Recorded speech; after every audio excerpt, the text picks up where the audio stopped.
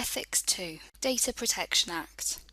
In the UK, the collection and storage of data must comply with the Data Protection Act. Broadly speaking, ethical guidelines follow the principles of the Act, and the researchers must assure their subjects that the data they have given will only be used for the purposes stated. All data must be held securely. Some institutions insist that electronic data can only be stored on a PC if it is encrypted. At the least, you must ensure that the data is held securely and that individual names and other information such as postcodes or job titles that may identify individuals are removed from it and held separately. There are a number of ways you can do this.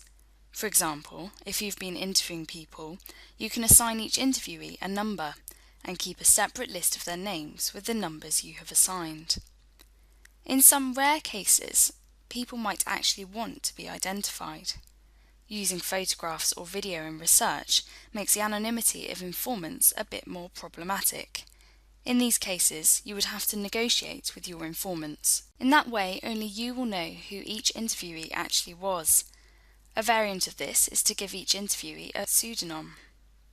Care must be taken to maintain anonymity and confidentiality when writing up your findings.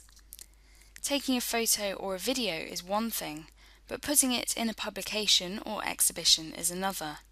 In such cases, you would need to make it clear to people that this was your intent, and you would need their consent. Guaranteeing anonymity may be more difficult if you have used photographs or videos as part of your data gathering. In cases such as these, you would need to explain whether or not the pictures or videos were going to be shown in exhibitions or at conferences and workshops, or whether they were only to be seen by the researchers. While ethical codes stress the need to protect research subjects and to some extent the researcher, and while researchers must comply with this, there may be times where a wider morality comes into play. There is always a cut-off point at which a sense of duty to society overrides the principle of anonymity. If, for example, a researcher came across evidence of child cruelty or neglect, or involvement in serious crime. Again, there is no hard and fast rule about exactly what this cut-off point is, as each case has to be judged on its own terms and in the context in which it is found. Ethical concerns. Some researchers argue that ethical concerns do not stop once you've been given informed consent. In certain forms of research, such as ethnography or participant observation, you encounter different situations all the time, and it's best not to assume that you automatically have consent.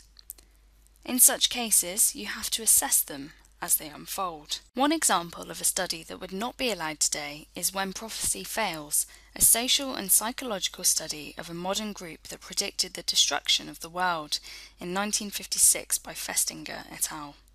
It was about a small group who believed that the world was about to end, and the study was carried out by graduate students. They joined the cult as new members to undertake covert observation, and to the other cult members this was evidence of their success. Now, the observers had to stay in role, which caused a lot of stress for them, and note-taking had to be done in secret or after the event. Now, this book is a good example on several levels. First, it shows how ethical standards have changed as a research project of this kind would probably not get past ethical scrutiny today. It also shows how difficult covert research actually is, as well as the unintended consequences of the researcher's presence in a small group. Now, such a study would probably not be allowed today as it involved deception at a number of levels. Deception is only allowed if it can be shown that the data cannot be gathered in any other way.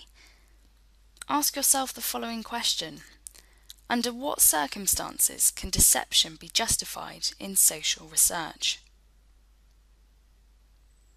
One way of engaging people in this issue is to ask what they would allow and why. This issue is also covered in the session on observation, as that is where it becomes most obvious and problematic.